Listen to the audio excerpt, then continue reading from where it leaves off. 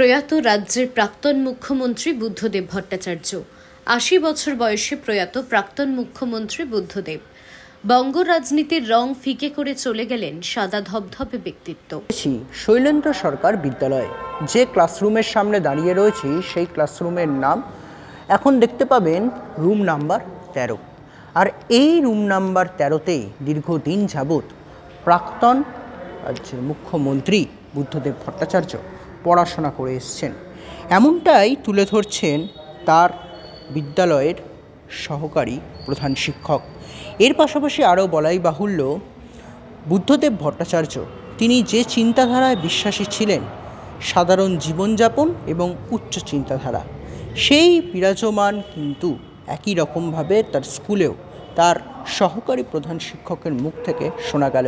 আমি আমার চিত্র সাংবাদিককে দেখাতে বলবো এই মুহূর্তে গোটা স্কুলের ছবিটা, যে ক্লাসরুমগুলোয় এখনও তিনি নেই, কিন্তু তার যে স্মৃতিবিজড়িত মুহূর্ত, সেই স্মৃতিবিজড়িত মুহূর্তগুলো যেন ভাসমান রয়েছে। কথা বলছেন প্রতিটা অলিন্দের সিঁড়ির কোণায় কোণায় তার স্মৃতিবিজড়িত মুহূর্তগুলি। ইতিমধ্যেই আরও যদি বলে রাখি, স্কুলে তিনি যখন আসতেন, তিনি যে মুখ্যমন্ত্রী, তিনি তার পরিচয় সবাই জানলেও তিনি নিজের পরিচয় সেরকমভাবে কোনোদিনই দিতেন না। বাইরে পুলিশ থাকতেন, আর সোজা প্রাক্তনী ছাত্র হিসাবে তিনি বিদ্যালয়ের ভেতর প্রবেশ করতেন। ছোট ছোট ছেলে মেয়েদেরকে তিনি তাদের সঙ্গে কথা বলতেন, ক্লাস কীরম চলছেন, এবং ক্লাসের পাশাপাশি তিনি নিজের পরিচয় দিতেন, তিনি এই বিদ্যালয়ের কোন কোন ঘরে পড়েছেন। তারই সহকারী প্রধান শিক্ষকের মুখ থেকে যেমনটা জানা গেল, class room number ১৩, room number ১৪ এবং ১৬ এই সমস্ত ক্লাসগুলিতে তিনি দীর্ঘদিন যাবৎ লেখাপড়া করেছেন। ১৯৫৪ থেকে ১৯৬১ কেটে গেছেন তার শিক্ষাগত জীবনের ১০টা বছর, এবং ইতিমধ্যেই তিনি পড়াশোনা করেছিলেন। তিনি তার সহকারী প্রধান শিক্ষকের কথানুযায়ী তিনি যেমনটা তুলে ধরছেন, বুদ্ধদেববাবু পড়াশোনায় প্রথম থেকেই ভালো ছিলেন, এবং ভালো থাকার পাশাপাশি তুমি তো এমনভাবে নাম ১৯৫৪ সাল থেকে ১৯৬১ কেটে গেছে প্রায় ১০টা বছর প্রাক্তন মুখ্যমন্ত্রীর শিক্ষাগত জীবন, কিন্তু তার এই বিদ্যালয়ের স্মৃতিবিজড়িত মুহূর্তগুলো এখনও ভ্রাম্যমান বা ভাষ্যমান রয়েছেন তার সহকারী প্রধান শিক্ষক। সেই বিষয়টাই কিন্তু তুলে ধরছেন আজ।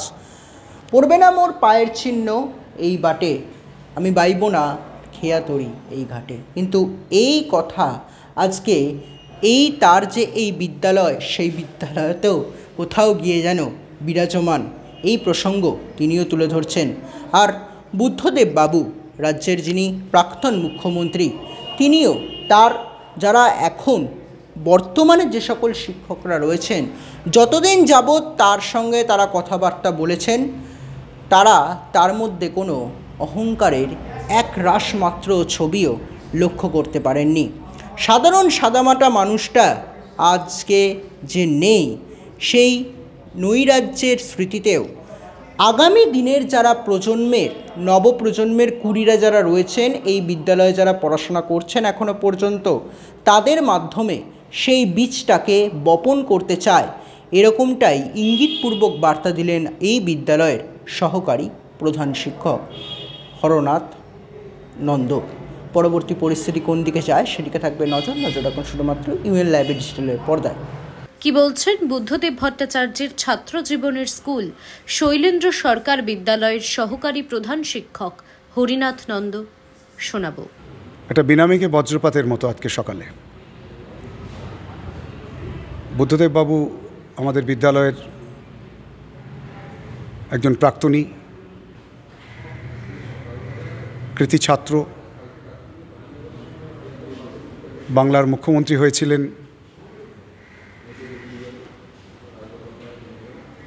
কিন্তু যখন খবরটা আমরা পেলাম দীর্ঘদিন অসুখে ভুগলেও তিনি একটা মানসিক প্রস্তুতি হয়তো অনেকের মধ্যে ছিল, কিন্তু আজকে সকালে আমরা সবাই শোকে মুহ্যমান হয়ে পড়ি। আমাদের আজকে পরীক্ষা চলছে, দ্বিতীয় পার্বিক পরীক্ষা, আমরা পরীক্ষাটাকে বন্ধ করিনি। বুদ্ধদেববাবুর সম্মানেই পরীক্ষাটাকে আমরা বন্ধ করলাম না। আজকে সারাদিন আমরা কাজ করেছি, আমাদের পরীক্ষা হয়েছে। আমরা এখানে একটা স্মরণসভা করলাম, এই পেছনে দেখতে পাচ্ছেন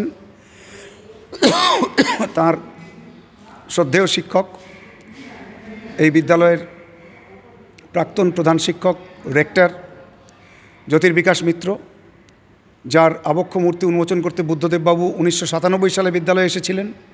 সেই অনুষ্ঠানেও আমি ছিলাম। তো আমরা আজকে একটা শোকসভা করি, এখানে নীরবতা পালন করি। সেই অনুষ্ঠানে ছাত্ররাও যোগ দেয় এবং তার সম্মানে আমরা আগামীকাল বিদ্যালয়ে ছুটি দিয়েছি। বুদ্ধদেববাবু মার্ক্সবাদী কমিউনিস্ট পার্টির একজন নেতা, কিন্তু তিনি যখন স্কুলে আসতেন সেখানে কিন্তু তার পরিচয় একজন মার্ক্সিস্ট লিডার বা লেফট ফ্রন্ট লিডার হিসেবে ছিল না, বা তথ্যমন্ত্রী পরবর্তীকালে মুখ্যমন্ত্রী হিসেবেও নয়। তিনি বিদ্যালয়ের ছাত্র হিসেবে এই স্কুলে আসতেন, প্রাক্তনী হিসেবে স্কুলে আসতেন। আমাদের বিদ্যালয়ে অনেক প্রাক্তনী রয়েছেন এবং বহু প্রাক্তনী যারা দেশে বিদেশে বড় বড় প্রতিষ্ঠা অর্জন করেছেন।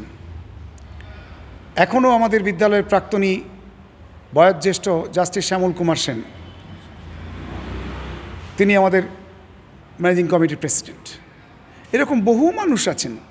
বুদ্ধদেববাবুর বন্ধু, তার দুঃসময় নাটকের যিনি ডিরেক্টর ছিলেন, প্রখ্যাত অভিনেতা এবং নাট্য পরিচালক অশোক মুখোপাধ্যায়, তিনি আমাদের প্রাক্তনী। এরকম বহু, মেঘনাথ ভট্টাচার্য, নাটকের জগতের কথা বলছি, মেঘনাথ ভট্টাচার্য আপনারা জানেন, যারা মানে সিনিয়র যারা।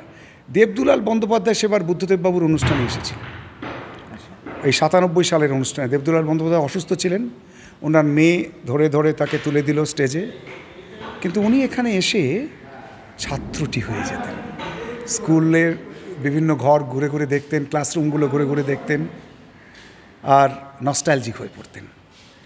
নিজের স্কুলে এলে যেরকম অনুভূতি, নিজের স্কুলে হলে যে অনুভূতি সকলের হয়, ওনার তাই হতো, অন্য কিছু নয়। কখনও এখানে তার সেই যে পুলিশ পরিবৃত হয়ে যে বর্ম, সেটা তিনি ত্যাগ করেই আসতেন এখানে। মানে উনি যখন স্কুলে ঢুকতেন তখন কোনো পুলিশ নিয়ে উনি ঢুকতেন? পুলিশ থাকতেন, বাইরে থাকতেন। হ্যাঁ, বাড়ি প্রোটোকল বাইরে থাকতো, ভিতরে ওনার সাথে থাকতেন না না না না। বা উনি, হ্যাঁ নিশ্চয়ই, আমরা তো ছাত্রদের বলবোই, আমরা তো ছাত্রদের কাছে আমাদের প্রাক্তনীদের কথা তুলে ধরি, এগুলো ইন্সপায়ারিং স্টোরিজ। তো সেটা তো বুদ্ধদেববাবু একজন সেই রকম কৃতি প্রাক্তনী, তার কথা তো আমরা বলেই থাকি। ওনারা কোনো রকম স্ট্যাচু তৈরি হবে আগামী দিনে? সেটা তো আমি বলতে পারবো না, না যেহেতু আজ যে প্রাক্তন মুখ্যমন্ত্রী প্লাস আপনাদের স্কুলের একজন প্রাক্তনী। সেটা তো এটা কোনো দিক থেকে যদি প্রস্তাব আসে, তখন আমাদের স্কুলের পরিচালনা সমিতি রয়েছে, তারা সিদ্ধান্ত নেবে। আচ্ছা।